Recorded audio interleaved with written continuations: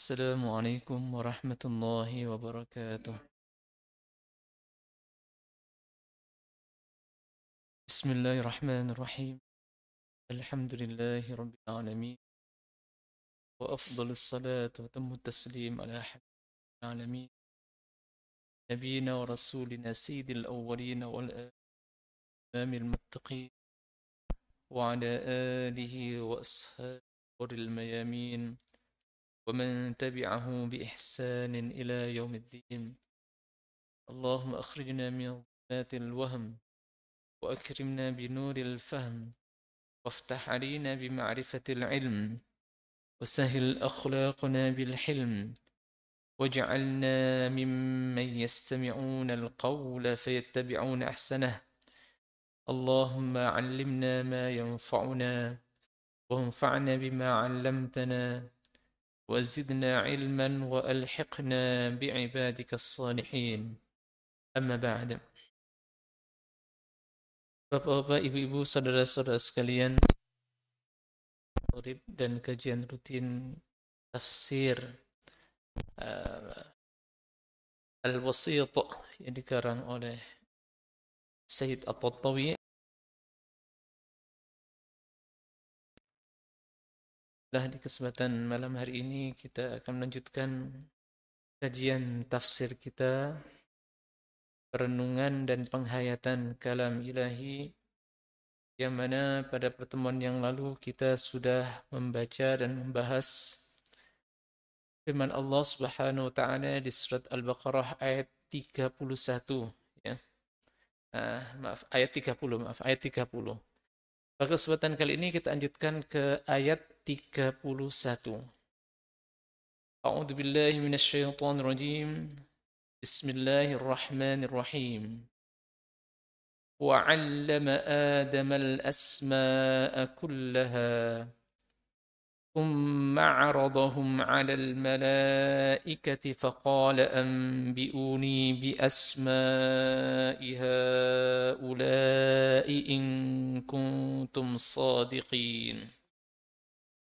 قالوا سبحانك لا علم لنا إلا ما علمتنا Innaka antal alimul hakim.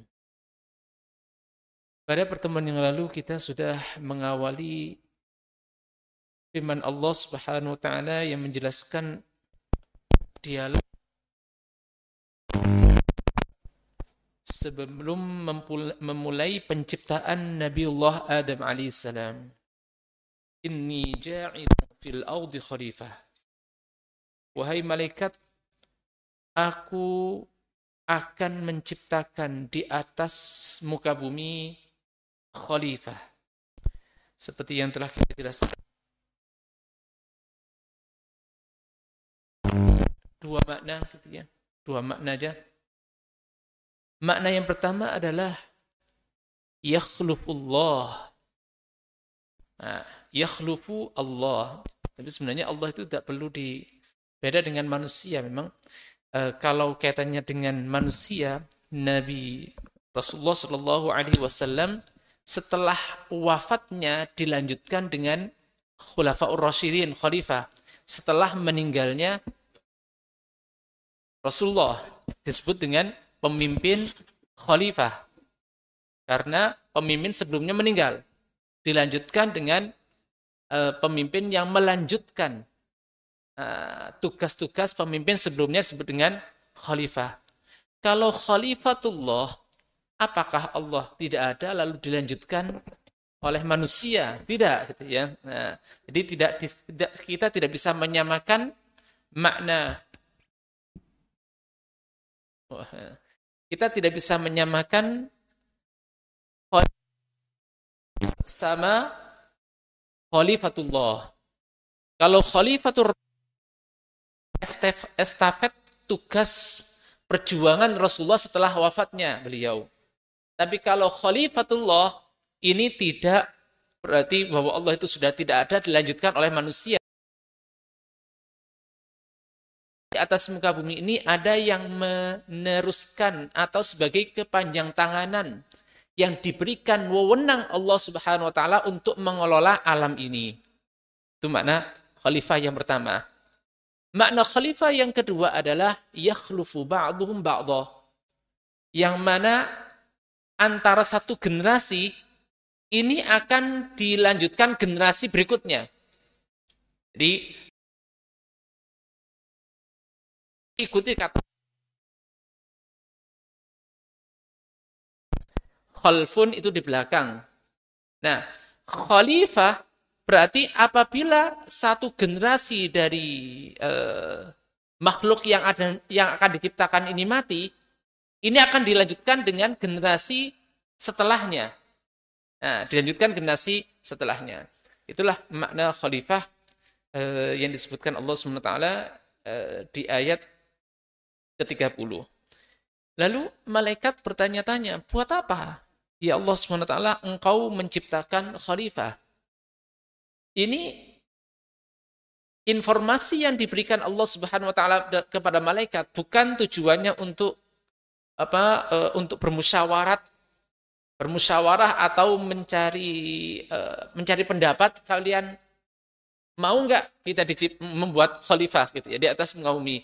Bukan seperti itu, tapi adalah informasi yang katanya dengan tugas yang akan diemban oleh malaikat.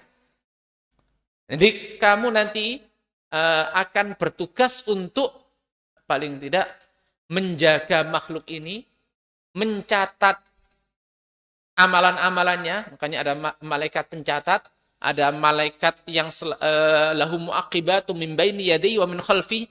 Jadi Allah Subhanahu wa taala memiliki malaikat yang menjaga manusia dari depan dan di belakang.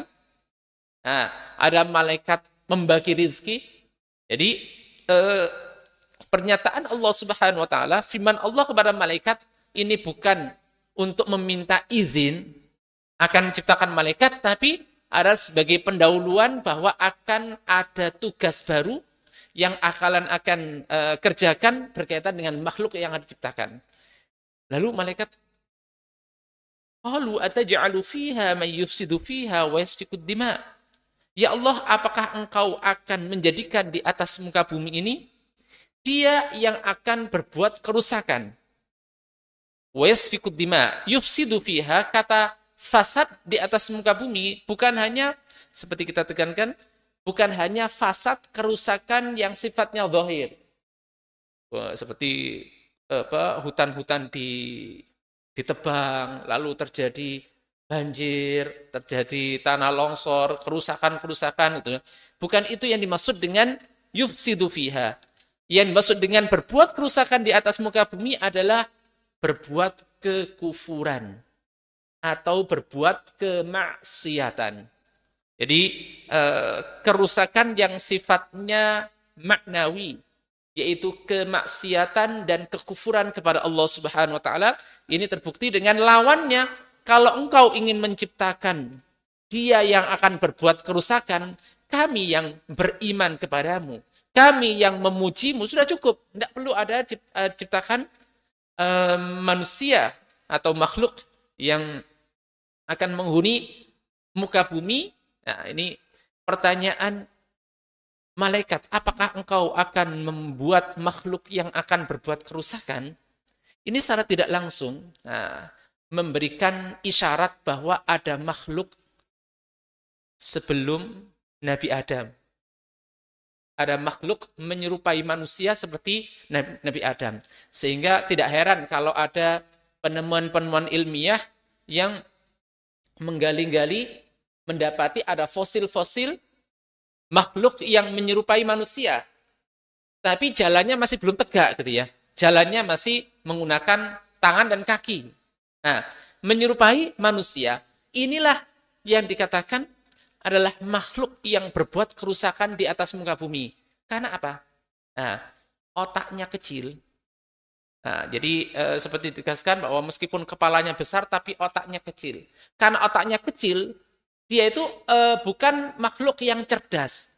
Sehingga cenderung mengikuti emosional. Sehingga sering berbuat kerusakan di atas muka bumi. Ini adalah makhluk-makhluk sebelum Nabi Adam. Makanya tidak heran. Fosil-fosil itu dikatakan umurnya adalah jutaan tahun. Kalau ditanya Nabi Adam, umurnya nggak sampai jutaan tahun. Nah, mungkin masih sifatnya puluhan tahun saja, puluhan ribu tahun ya, puluhan ribu tahun saja umurnya Nabi Adam. Sedangkan fosil-fosil itu ditemukan umurnya jutaan, ratusan ribu tahun sebelumnya. Nah, ini menunjukkan bahwa memang perkataan malaikat itu bahwa di atas muka bumi kalau diciptakan makhluk yang menyerupai itu ya, menyerupai makhluk-makhluk purba, itu yang akan ditimbulkan hanya kerusakan-kerusakan. Ini adalah pengkiasan yang dilakukan oleh malaikat terhadap keberadaan manusia yang datang setelahnya. Ini beda ditegaskan dengan apa? Yang diketahui malaikat itu hanya keberadaan makhluk-makhluk seperti ini. Mereka tidak tahu akan adanya orang-orang yang beriman, tidak tahu akan keberadaannya para nabi, para aulia Allah, para orang-orang yang soleh dan orang-orang para siddiqun wasyuhada, yang mana mereka melampaui semuanya itu. Itu sebabkan karena apa? Nanti akan kita tegaskan. Lalu inni a'lamu ma la ta'lamun. Aku mengetahui apa yang tidak kalian ketahui wahai malaikat. Ayat berikutnya adalah wa'allama Adam al-asma'a kullaha thumma 'aradahum 'ala al-mala'ikati faqala anbi'uni bi asma'i ha'ula'i in kuntum shadiqin. Makna umum dari ayat ini adalah setelah itu Allah mengajarkan, 'allama artinya menunjukkan, mengajarkan kepada Adam. Jadi khalifah ini yang dimaksudnya. Jadi itu percakapan-percakapan, makanya dalam Al-Quran itu kisah-kisah itu tidak selalu berurutan. Tidak berurutan di mana?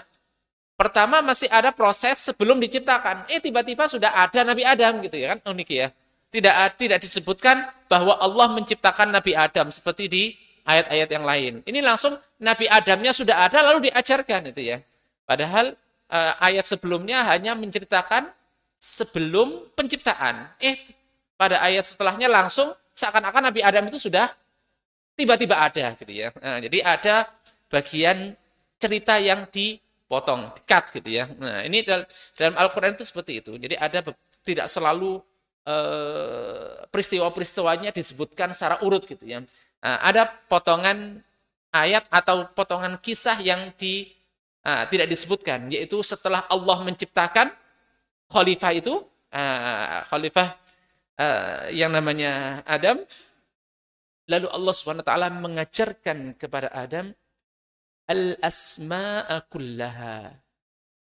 Kata asma, asma itu adalah dari kata ism, nama. Nama berarti apa? Bukan hanya nama. Nama itu rujukannya kepada objek. Makanya dalam bahasa Arab ada namanya ism, ada musamma. Ada ism, ada musamma. Seperti ini kita katakan air gitu ya. Air mineral dalam gelas. Nah, itu air mineral itu namanya ism. Sedangkan objeknya disebut dengan musamma. Musamma adalah objek yang memiliki nama tersebut. Allah Subhanahu wa taala seakan-akan mengajarkan hanya sekedar namanya saja tanpa objeknya. Ternyata pada ayat setelahnya Allah Subhanahu wa taala memperlihatkan, menunjukkan kepada malaikat objek-objek itu. Jadi makanya di sini meskipun disebutkan al-asma, nama-nama, tapi bukan nama-nama yang sifatnya abstrak ya. Nama-nama yang sifatnya abstrak. Nama-nama dengan objek yang ada. Nah, objeknya ada. Misalkan gini, kita sering mendengar nama Amerika, padahal nggak pernah ke sana gitu ya. Hanya sekedar namanya saja gitu ya.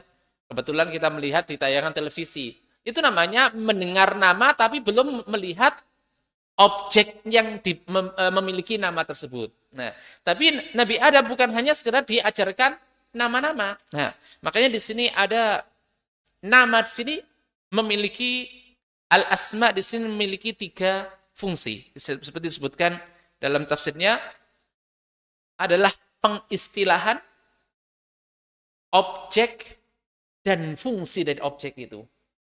Jadi fungsi dari objek ini apa gitu ya? Fungsi atau faedah dari objek yang diberi nama itu untuk apa? Itu yang diajarkan kepada Nabi Adam, yaitu 3 hal: nama, objeknya, nama yang sesuai dengan objek itu apa, dan fungsinya apa. Nah, itu al-asma'a. Wa 'allama Adam al-asma'a kullaha. Lalu nama-nama apa yang diajarkan kepada Nabi Adam?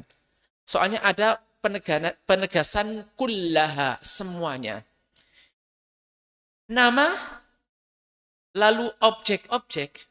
Nah, itu kalau berkaitan dengan ciptaan Allah, itu sangat banyak. Baik yang ada pada zaman keberadaan Nabi Adam maupun sampai hari kiamat.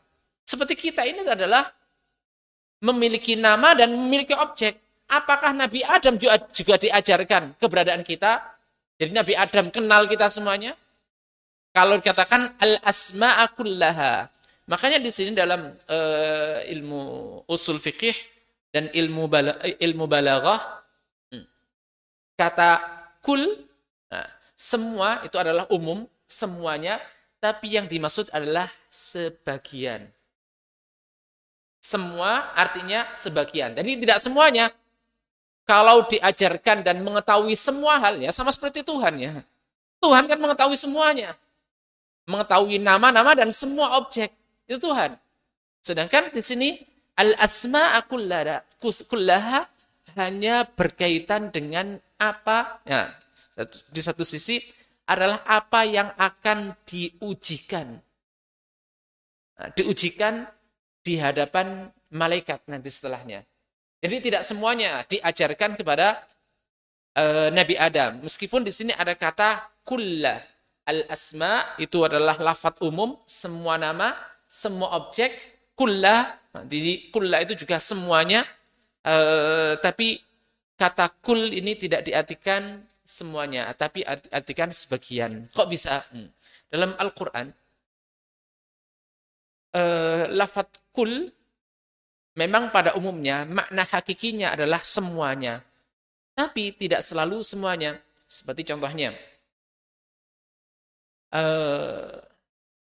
perkataan burung hudhud, ya. Perkataan burung hudhud ketika diutus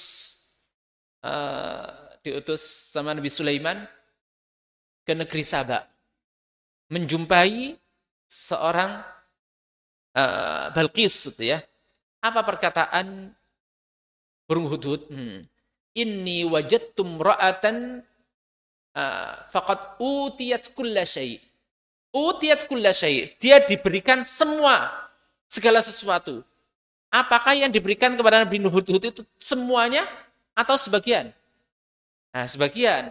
Kalau semuanya diberikan kepada Balqis, maka kerajaan Nabi Sulaiman juga masuk kerajaan Balqis. Jadi lafadz kul tidak selalu diartikan semuanya.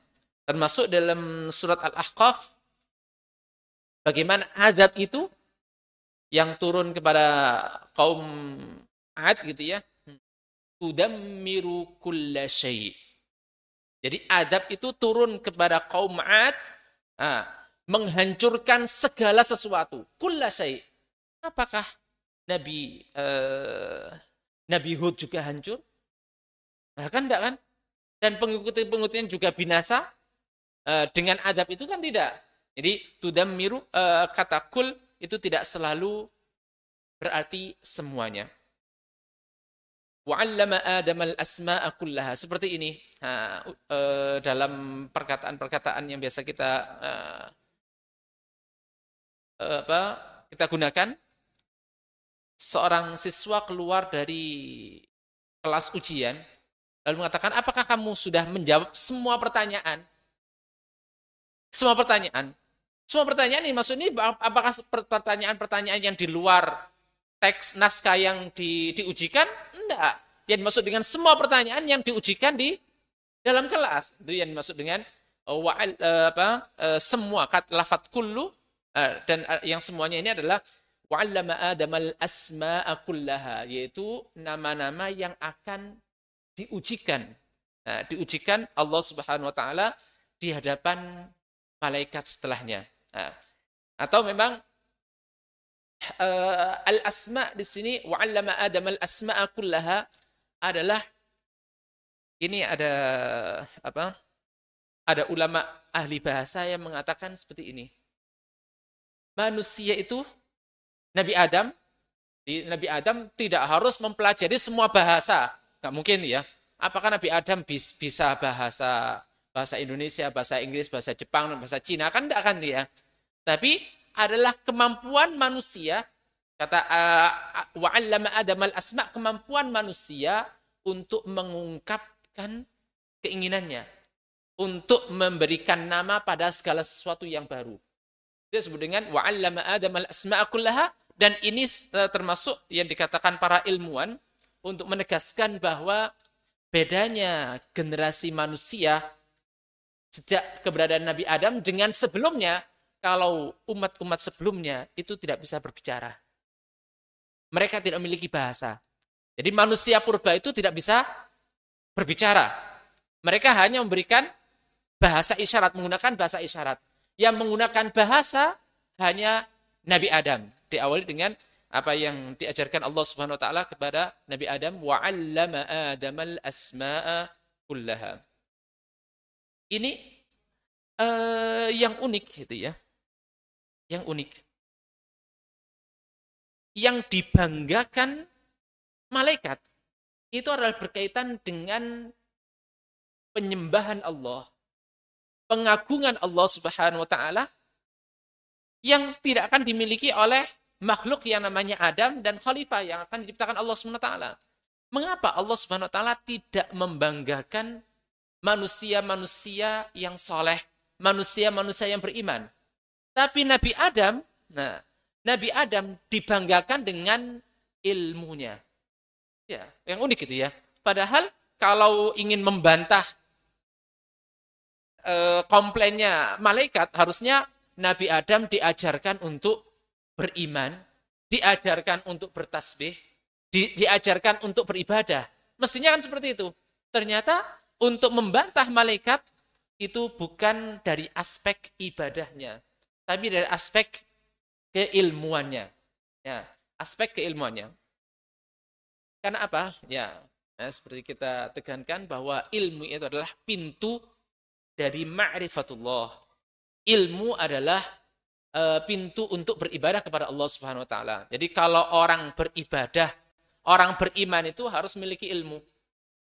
Nah, atau orang beribadah itu juga harus memiliki ilmu. Seperti dikatakan Allah Subhanahu wa taala di surat Fatir, innama yakhshallaha min ibadihil ulama.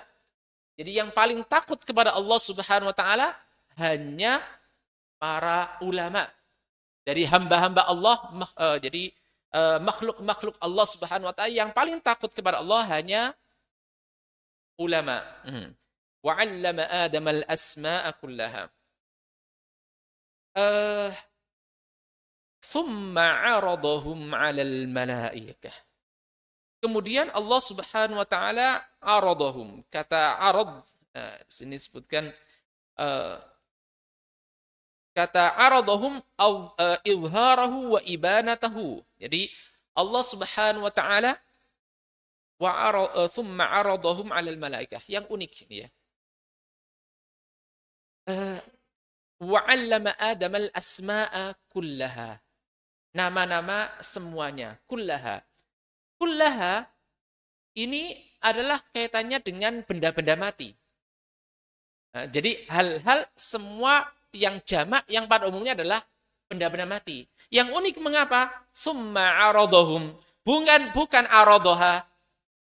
Jadi Allah Subhanahu wa taala mengajarkan kepada Nabi Adam benda-benda dan penyebutan nama-namanya. Kemudian benda-benda tersebut disodorkan, diperlihatkan kepada malaikat. Tapi tidak menggunakan summa aradoha, tapi aradohum. Kenapa? Nah, kalau ha itu lebih dominan, itu dalam ilmu balaghah disebut dengan taghlib ya. Taghlib itu adalah pendominanan sebagian daripada yang lain. Jadi lebih mendominasikan sebagian daripada yang lain. Seperti kalau firman Allah Subhanahu wa taala berkaitan dengan perintah puasa, ya ayyuhalladzina amanu. Wahai orang-orang laki-laki yang beriman. Karena alladzi sama amanu itu khusus dhamir atau kata ganti yang diperuntukkan bagi laki-laki. Kalau perempuan, saya kan perempuan nggak dipanggil ini ya, jadi nggak wajib puasa. Tidak. Ini adalah pendominasian. Lebih mendominankan manusia, mendominankan kalau di ayat tadi ayyuhalladzina amanu, mendominankan laki-laki daripada perempuan dan perempuan masuk dalamnya, termasuk diantaranya di sini thumma aradahum 'alal malaikah, Allah Subhanahu wa taala menyodorkan, memperlihatkan di hadapan malaikat hum. Nah, kalau yang pertama itu yang didominankan adalah benda mati, asma'a kullaha. Yang kedua adalah yang didominankan adalah makhluk-makhluk yang berakal. Nah, makhluk yang berakal di sini otomatis ya malaikat ya. Yang dominasikan adalah malaikat. Thumma aradahum 'alal malaikah. Unik gitu ya. Malaikat disodorkan kepadanya malaikat itu pasti tahu gitu ya. Jadi kalau tanya aradahum ya, thumma aradahum 'alal malaikati faqala anbi'uni bi asma'iha. Kata walam yaqul aradaha li anna fi jumlati hadhil musammayat anwa' min al-uqala kal malaikah wal ins. Jadi agak unik ini ya. Kalau tafsirnya agak unik. Kenapa? Mengatakan yang disodorkan kepada malaikat itu adalah malaikat itu sendiri dan juga manusia. Manusia kan cuma Nabi Adam yang ada gitu ya. Jadi Allahu alam, ini tafsirnya agak unik gitu ya. Karena apa? Malaikat disuruh menyebutkan nama malaikat. Dia pasti tahu gitu ya. Malaikat disuruh menyebutkan manusia cuma satu gitu ya. Jadi makhluk yang berakal pada waktu itu ya bisa jadi di antaranya ya mungkin yang nggak disebutkan oleh Syekh pengarang di sini adalah jin juga. Jin. Nah, seperti mungkin pernah kita singgung bahwa ilmu malaikat itu tidak semengerikan yang kita bayangkan. Malaikat mengetahui segala sesuatu, enggak gitu ya. Malaikat itu enggak tahu banyak hal kecuali yang ditunjukkan kepadanya. Salah satunya pernah saya membaca hadis qudsi tentang apa yang dialami oleh Nabi Yunus alaihissalam di dalam perut ikan. Jadi Nabi Yunus dalam perut ikan itu dia bertasbih kan, ucapkan la ilaha illa anta subhanaka inni kuntu minadh dhalimin. La ilaha illa anta subhanaka inni kuntu minadh dhalimin. Ini malaikat di langit ini lapor kepada Allah, ya Allah, ini suara yang biasa kita dengar. Ya. Jadi malaikat itu mendengar suara Nabi Yunus di dalam perut ikan itu mengatakan, ya Allah, ini adalah suara yang sering kita dengar, tapi tidak tahu siapa dia. Jadi dulu sebelum dia masuk ke dalam perut ikan, dia juga mengucapkan ini. Apa jawab Allah SWT? Ini adalah hambaku Yunus. Jadi malaikat di langit nggak tahu kalau itu adalah Yunus. Dan juga Nabi Yunus ketika dalam keadaan normal bertasbih, berzikir dan sholat, malaikat nggak tahu siapa itu. Hada sautun ma'ruf. Ini adalah suara yang sering kali kita dengar. Jadi malaikat itu nggak tahu banyak hal gitu ya. Malaikat tidak tahu banyak hal kecuali yang diajarkan kepadanya. Termasuk di antaranya adalah apa yang dialami oleh Nabi Yunus. Malaikat tidak tahu itu siapa namanya. Kalau itu Nabi Yunus tidak tahu siapa namanya. Hanya dengar suaranya saja. Makanya setelah itu firman Allah Subhanahu wa taala, "Walaula annahu kana minal musabbihin lalabitha fi batnihi ila yaum yub'atsun." Nabi Yunus ketika dalam perut ikan itu selalu bertasbih dan berdoa serta meminta ampun kepada Allah Subhanahu wa taala atas apa yang dianggap salah menurutnya. Lalu apa jawab Allah Subhanahu wa taala? Walaula annahu kana minal musabbihin. andaikan sebelum dia bertasbih di dalam perut ikan itu, sebelumnya dia tidak rajin bertasbih, lalabitha fi batnihi ila yaumi yub'atsun. Maka aku akan biarkan dia di dalam perut ikan selama-lamanya sampai hari kiamat, sampai hari kebangkitan. Nah, ini kalau ditanya makhluk yang bisa hidup bertahan sampai hari kiamat siapa? Nah, adalah ikan Nabi Yunus. Ikan Nabi Yunus itu kalau Allah berkehendak itu bisa hidup sampai hari kiamat. Nah, dan juga Nabi Yunus yang berada di dalamnya itu bisa hidup sampai hari kiamat gitu ya. Kalau Allah berkehendak, manusia itu bisa hidup sampai hari kiamat, enggak bisa mati-mati. Memang sunnatullahnya dalam manusia itu umurnya 60, 70, 100 tahun. Tapi kalau Allah berkehendak, Nabi Yunus itu bisa dikehendaki Allah hidup sampai hari kiamat, dan juga ikan Nabi Hudnya itu juga bisa hidup sampai hari kiamat. Makanya di sini ma'aradhum 'alal malaikah. Lalu ini mungkin ini ada benarnya. Malaikat itu meskipun sejenis dengan mereka, mungkin tidak masalah lah. Kalau manusia ya tidak. Allahu a'lam. Malaikat itu jumlahnya memang sangat banyak seperti disebutkan dalam hadis attatis sama'u fahaqqa laha an ta'atta. Jadi bumi ini kalau kita memiliki pendengaran yang tajam pasti akan mendengar gemuruh tasbih. Karena apa? Sejengkal dari tanah itu ada malaikat yang sedang sujud. Jadi jumlah malaikat itu wallahu alam saking banyaknya. Banyak sekali jumlah malaikat itu, maka dan antara malaikat satu dengan malaikat yang lain tidak saling mengenal gitu ya. Itu bedanya. Mereka tugasnya hanya untuk bertasbih. Tugasnya hanya untuk melaksanakan tugas yang diberikan Allah kepadanya. Untuk mengenal fungsi, mengenal nama satu dengan yang lain, itu tidak saling mengenal di antara mereka. Tapi Nabi Adam alaihissalam setelah diajarkan itu bisa mengenal ya. Jadi kita mengatakan masa malaikat tidak mengenal satu dengan yang lain ya. Nah, seperti itu juga bisa jadi seperti itu. Meskipun sejenis sama-sama dengan satu dengan yang lain, sama-sama malaikatnya, mereka tidak mengenal satu dengan yang lain. Nah, ma'aradhum 'alal malaikah. Jadi makhluk-makhluk yang diajarkan atau nama-nama. Jadi wallahu alam ini antara apakah hum ini hanya sekedar makhluk yang berakal ataukah juga yang tidak berakal, semuanya gitu ya. Dan seperti kita sebutkan tadi adalah dalam ilmu balaghah disebut dengan taghlib. Jadi mendominankan makhluk yang berakal daripada yang tidak berakal, tapi semuanya disodorkan pada malaikat.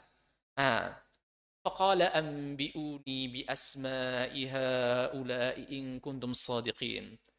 Maka Allah kemudian Allah berkata meminta kepada malaikat anbi'uni, memerintahkan malaikat, wahai malaikat. Amba'a yumbi'u artinya akhbara yukhbiru. Beritahulah aku, wahai malaikat, beritahulah aku bi asma'i haula. Nama mereka semuanya itu. Nama semuanya ini ya. Bi asma'i haula'i in kuntum shadiqin. Apabila kalian termasuk orang-orang yang benar. Benar dalam hal apa? Kata as-sidq, as-sadiq, benar. Benar dalam hal pengakuan yang bukan pengakuan dalam bentuk ucapan, tapi pengakuan dalam bentuk hal atau kondisi. Kondisinya apa? Kondisinya adalah malaikat itu seperti disebutkan para ulama, malaikat dialog mereka ketika seakan-akan menentang perintah Allah Subhanahu wa taala, seakan-akan bukan menentang ya. Mereka itu mengklaim dua hal. Pertama, mereka mengklaim sebagai lebih tahu. Yang lebih tahu karena apa? Karena memprediksi bahwa manusia ini akan berbuat kerusakan. Jadi manusia mengklaim paling tahu, lebih tahu gitu ya. Jadi yang pertama. Yang kedua adalah malaikat itu mengklaim lebih mulia. Lebih mulia daripada manusia. Lebih mulia dari manusia. Dengan apa? Dengan kami kan bertasbih kepadamu. Kami kan menyucikanmu. Kami kan selalu mengagungkanmu.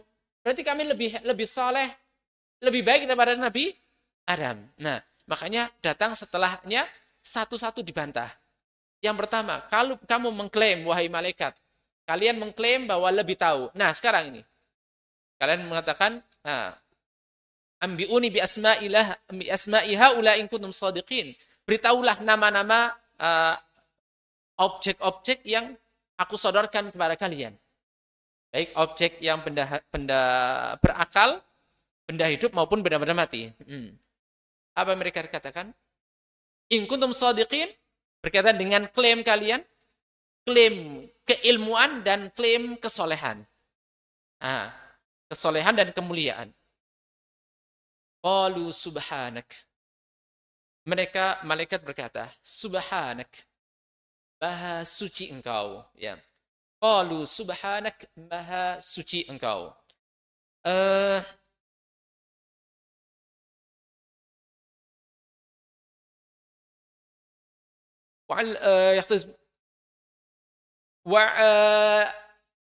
لأنه هو الذي يعلم الغيب di sini. Ungkapan qalu subhanak. Jadi maha suci engkau. Maha suci yang dimaksud sini adalah dari perkataan-perkataan malaikat. Jadi seakan-akan bantahan-bantahan malaikat. Jadi mengapa engkau menciptakan Adam yang akan berbuat kerusakan? Nah, seakan-akan malaikat itu dinilai Allah Subhanahu wa taala tidak mengetahui apa yang diketahui oleh malaikat gitu ya. Seakan-akan malaikat itu menganggap bahwa protes kami ini seakan-akan menisbatkan kepada Allah bahwa dia tidak mengetahui apa yang kami ketahui. Oleh karena itulah sangat pas ketika mengatakan subhanak, maha suci engkau. Tidak mungkin engkau tidak tahu. Jadi tidak mungkin kami menganggap bahwa engkau tidak bijaksana dalam apa yang engkau putuskan. Jadi kata subhanak itu adalah menafikan sifat-sifat kekurangan. Menafikan sifat-sifat kekurangan. Meskipun malaikat tidak mengatakan seperti yang dikatakan oleh orang-orang kafir Quraisy atau orang-orang kafir pada umumnya yang menyekutukan Allah, mereka mengatakan wa qalu ittakhadallahu waladan subhanak. Jadi orang-orang kafir mengatakan wa qalu, mereka berkata bahwa Allah Subhanahu wa taala itu memiliki anak. Itu berarti perkataan yang salah kepada Allah. Jelas-jelas perkataan itu salah dikatakan oleh orang-orang kafir Quraisy. Nah, sini malaikat tidak mengatakan bahwa ya Allah kamu itu tidak tahu gitu ya. Nah, jadi malaikat tidak menisbatkan pada Allah Subhanahu wa taala bahwa Allah itu tidak tahu, tapi perkataan malaikat bahwa ataj'alu fiha may yufsidu fiha wa yasfikud dima, seakan-akan bahwa malaikat itu lebih tahu daripada Allah Subhanahu wa taala, bahwa Allah ada sesuatu yang tidak dia ketahui. Makanya malaikat mengatakan subhanak, maha suci engkau. Bahwa tidak sepatutnya kami meragukan ilmumu. Tidak sepatutnya kami meragukan kebijaksanaanmu. Dan tidak sepatutnya kami menisbatkan hal-hal yang kurang kepadamu. Qalu subhanak la ilma lana illa ma 'allamtana. Tidak ada yang kami ketahui kecuali apa yang telah engkau ajarkan kepada kami. Jadi la ilma lana illa ma 'allamtana. Jadi kami tidak mengetahui nama-nama semuanya ini. Kami hanya mengetahui apa yang engkau ajarkan kepada kami. La ilma lana illa ma 'allamtana.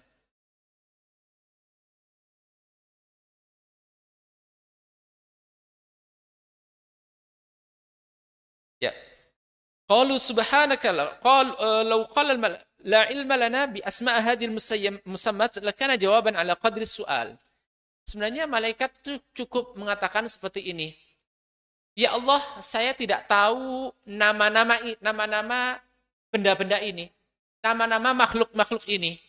Tapi ini sebagai bentuk tawaduknya malaikat. Jadi yang awalnya kelihatannya menyombongkan diri, setelah itu dia sudah menyerah lalu merendahkan diri setelah mengatakan walakinnahum qasadu al-i'tiraf bil ajiz.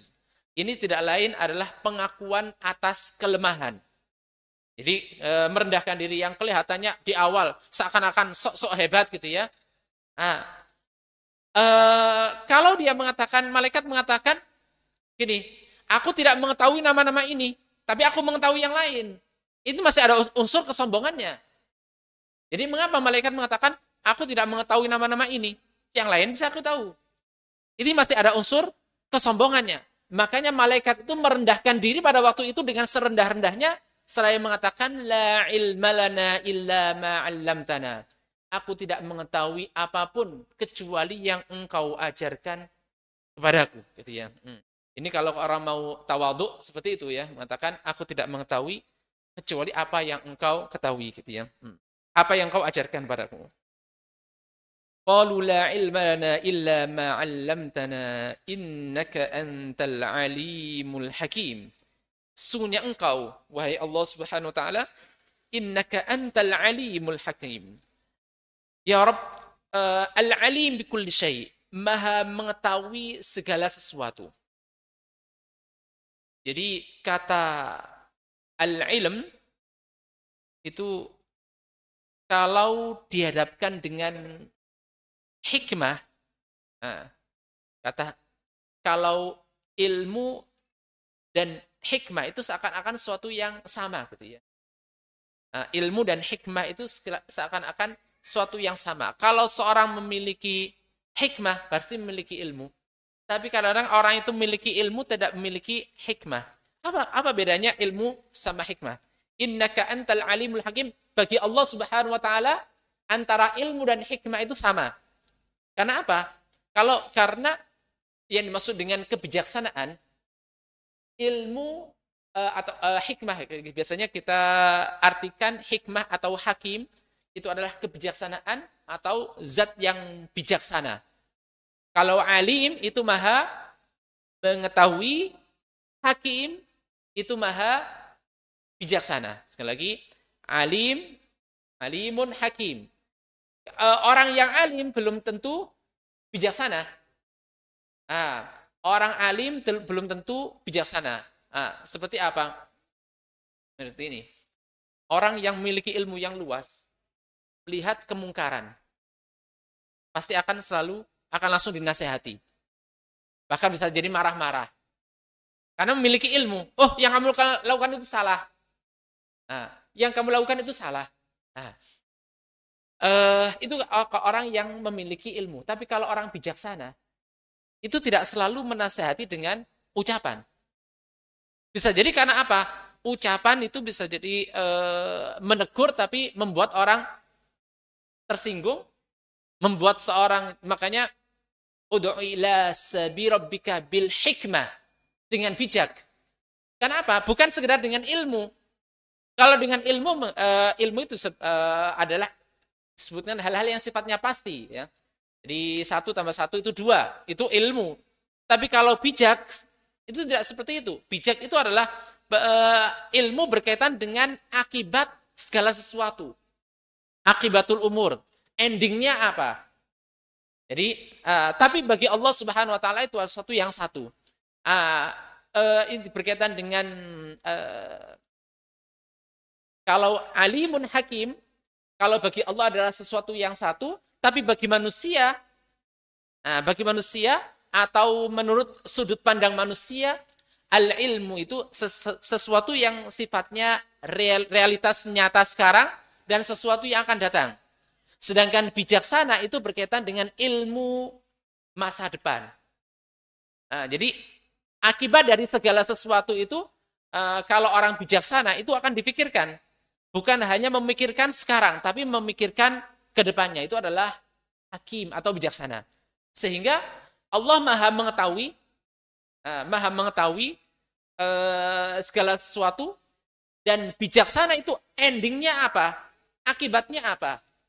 Jadi, la ilma lana, jadi malaikat tidak mengetahui sekarang hal yang akan datang, hal yang sekarang juga tidak bisa mengetahui secara menyeluruh, hanya mengetahui sebagian saja.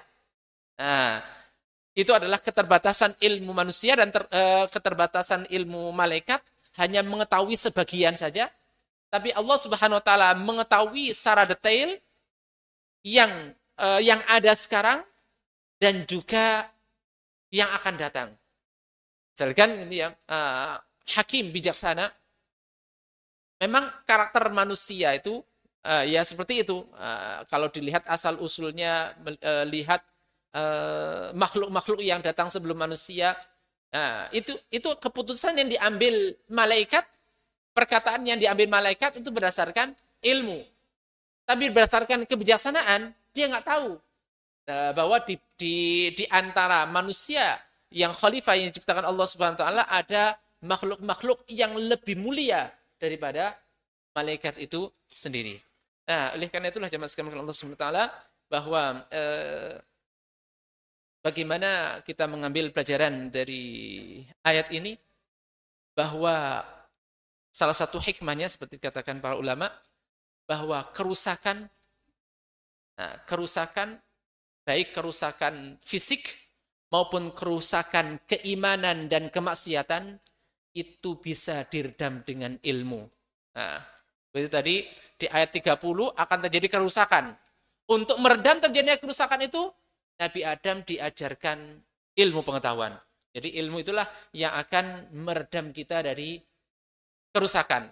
Sehingga orang itu dengan ilmu itu akan berpikir ke depan, berpikir bijaksana. Ketika ingin melakukan sesuatu itu akibatnya apa? Tapi kalau orang itu tidak memiliki ilmu, maka dia cenderung berbuat kerusakan. Satu hal lagi yang unik dikatakan ulama gitu ya. Al-asma'a kullaha.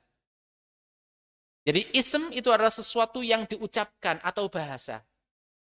Orang yang bisa mengungkapkan sesuatu dengan argumennya, bisa mengungkapkan perasaannya, itu potensi kerusakannya lebih sedikit daripada orang pendiam. Orang yang diam itu cenderung berbuat kerusakan. Orang yang tidak berbicara itu cenderung berbuat kerusakan. Makanya orang yang cerdas mau mengungkapkan perasaannya, mau mengungkapkan argumennya, itu lebih meminimalisir terjadinya kerusakan. Sebagaimana tahapan-tahapan usia manusia itu, usia puber, antara balik gitu ya, balik puber itu cenderung diam. Itu sangat bahaya terjadinya kerusakan. Tapi usia setelahnya, usia yang mulai dewasa, usia 30, 25 ke atas, itu orang yang sudah mulai mampu mengungkapkan, mengekspresikan perasaan-perasaannya dan keinginan-keinginannya, dan semakin matang kecerdasannya, itu potensi kerusakannya lebih sedikit. Makanya kalau orang diem itu diajak berbicara. Kan apa? Kalau orang diem itu cenderung akan berbuat kerusakan, cenderung menyimpan dendam gitu ya.